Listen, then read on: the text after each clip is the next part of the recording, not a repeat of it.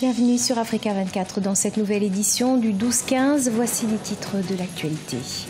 Je ne suis pas extrémiste, c'est le slogan de la campagne lancée par des membres de la société civile en Mauritanie. Une campagne qui vise à lutter contre l'intolérance véhiculée par de nouveaux médias, des médias par ailleurs très prisés par les groupes terroristes actifs dans la zone du Sahel. Les effectifs de chaque ministère du gouvernement seront audités. Une annonce du président ivoirien Alassane Ouattara. Cet audit fait suite au rapport annuel d'activité 2016-2017 de l'IGE, rapport qui fait état de nombreuses irrégularités dans la gestion des ressources humaines. Et puis, le Cameroun soutient le Maroc, seul candidat africain à l'organisation de la Coupe du Monde 2026. Une annonce de Dieudonné Appy, le président du comité de normalisation de la Fédération camerounaise de football. Le Cameroun souhaite en effet que la candidature du Maroc soit unanime au niveau du continent africain. En Mauritanie, une campagne de lutte contre l'extrémisme religieux a été lancée par des blogueurs, des lanceurs d'alerte ainsi que des membres de la société civile. Objectif, éradiquer toutes les formes d'intolérance véhiculées par les réseaux sociaux qui sont par ailleurs largement mises à contribution par les groupes terroristes actifs dans la zone du Sahel. Explication Ibrahima Dioumaba.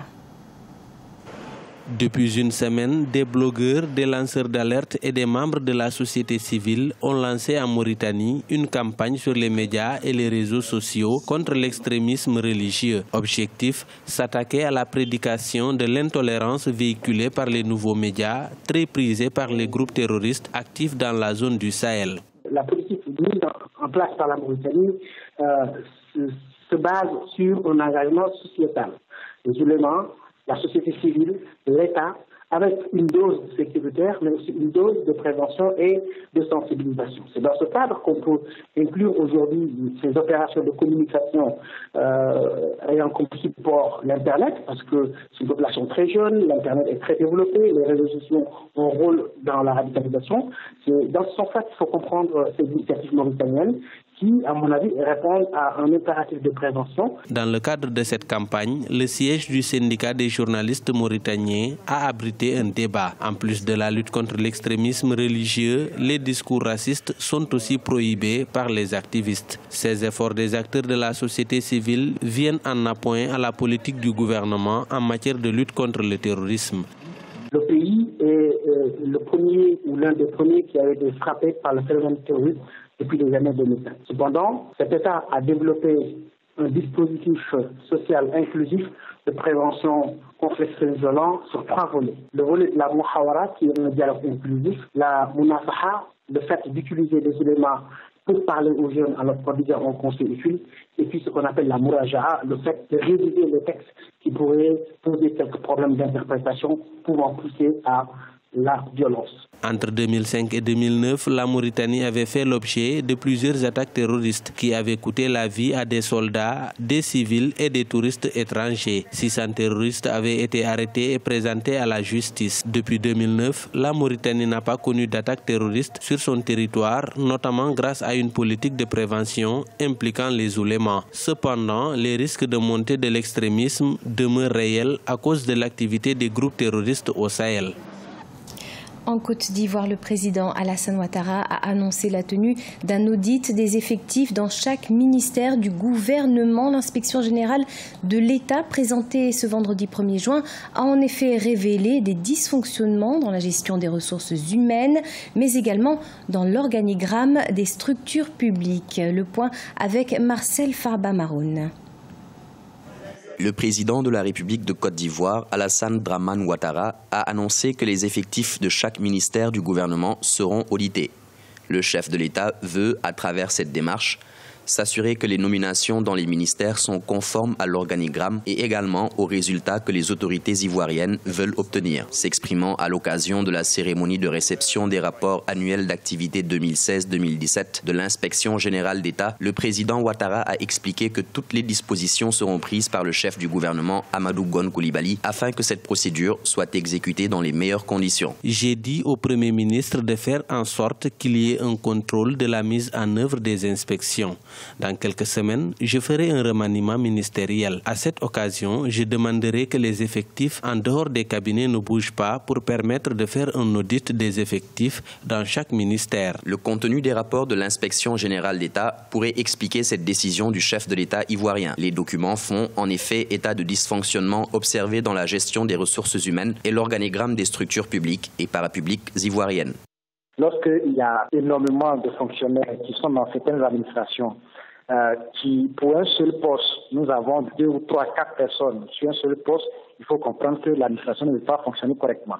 Donc ce travail d'audit permettra justement de bien cartographier les fonctions et de bien adresser les postes dans les différents ministères ou dans les différentes administrations pour une plus grande efficacité. Donc l'audit viendra justement pour préciser les différentes fonctions, les différents postes, pour alléger ou pour faciliter l'efficacité de l'administration de Côte d'Ivoire.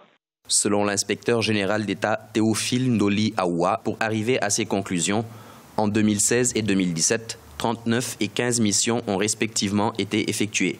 Et d'après le président Ouattara, il est nécessaire que la question de la bonne gouvernance, qui constitue un levier de développement, soit inscrite dans les habitudes des Ivoiriens, en particulier ceux en charge de la gestion publique. La redistribution des terres, une des priorités phares du président sud-africain Cyril Ramaphosa, une réforme qu'il a voulu mettre en place dès son arrivée au pouvoir en février 2018. Pourtant, peu de choses ont changé, notamment pour les résidents des bidonvilles à grande majorité noire qui souhaitent avoir des logements plus décents aujourd'hui. Les précisions, Aïssatou Diamanka-Besland.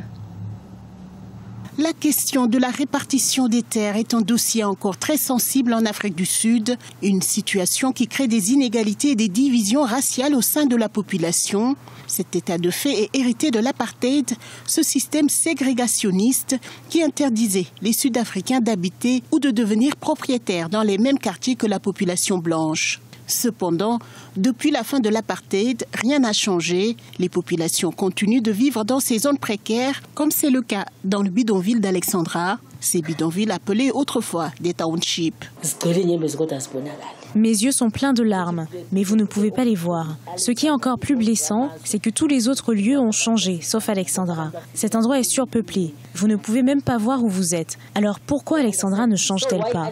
Même lorsque Mandela de l'ANC est arrivé, Alexandra est restée la même. Si la question de la réforme agraire est au cœur des priorités du gouvernement pour une meilleure redistribution des terres, les populations les plus défavorisées espèrent que leur demande sera enfin entendue. Elles souhaitent avoir de nouveaux logements pour éviter les menaces d'expulsion, mais aussi pour pouvoir faire des économies et assurer l'avenir de leur famille.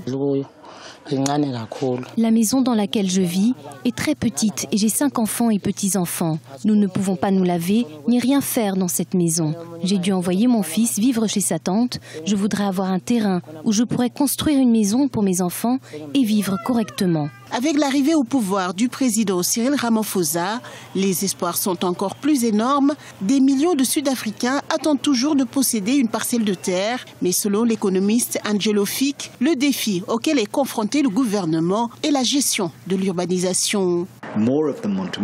La majorité des Sud-Africains vivent dans les villes. Ils sont plus nombreux à vouloir venir dans les villes. Le gouvernement doit leur donner des logements, mais aussi les services qui accompagnent la vie en ville. Le défi du gouvernement sud-africain, 24 ans après l'apartheid, c'est de gérer le processus d'urbanisation interrompu par l'apartheid. Et cela implique pour le gouvernement d'investir dans l'accès à la terre pour la majorité des Sud-Africains. La plupart souhaitent juste avoir une vie normale, un logement, une maison dans les zones urbaines. À rappeler que la communauté noire représente 79% de la population totale sud-africaine. Seuls 7% possèdent des terres dans les zones urbaines. Le sort du Maroc, seul candidat africain à l'organisation de la Coupe du Monde 2026, sera connu ce 13 juin 2018. En attendant, le pays reçoit déjà des soutiens de la part de certains pays africains, notamment du Cameroun. Un appel a par ailleurs été lancé par Dieudonné Hapi, le président du comité de normalisation. Un appel à un soutien unanime de l'Afrique, conformément à la volonté de la CAF. Viviane Baoken. Le Cameroun soutiendra le Maroc, seul candidat africain à l'organisation de la Coupe du Monde 2026. L'annonce a été faite par le président du comité de normalisation, Dieudonné Api. La FECAFOOT justifie cet appel à la solidarité africaine par le fait qu'il y a la nécessité largement partagée d'une organisation tournante de cette compétition. La Coupe du Monde sud-africaine en 2010, lors de son attribution, a fait l'objet de beaucoup de polémiques. Notamment des Européens qui pensaient que l'Afrique n'était pas encore à même d'abriter une Coupe du Monde et l'organisation par l'Afrique du Sud, premier pays africain à accueillir une Coupe du Monde, était fantastique et a même battu les records des organisations précédentes. Donc en cela, je crois que la Fédération camerounaise de football, à travers l'appel du président de la Confédération africaine de football, M. Ahmad Ahmad, ne pouvait pas rester en retrait du soutien massif des pays africains par rapport à la candidature marocaine.